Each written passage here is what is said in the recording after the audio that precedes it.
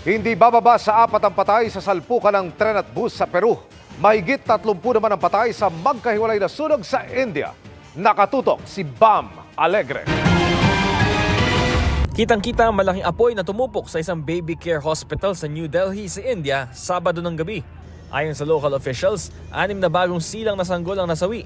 6 na iba pang sanggol ang nailigtas at inilipat sa ibang ospital. Inaalam pa ang sanhi ng insidente, sabi ng Chief Minister ng Delhi.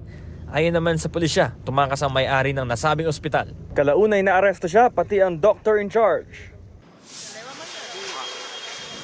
Isang araw bago mangyari yan, nasunog din ang isang entertainment center sa Gujarat.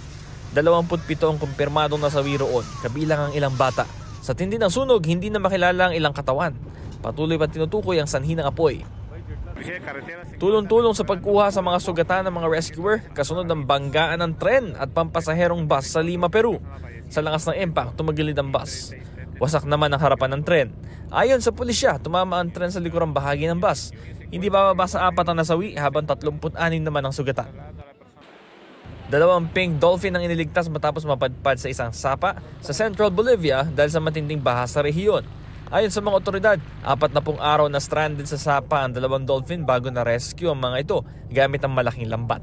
Pagkatapos hulihin, tinignan muna ang kanilang kalagayan, saka ibinalik sa ilog. Para sa GMA Integrated News, Bam Alegre, nakatutok 24 oras.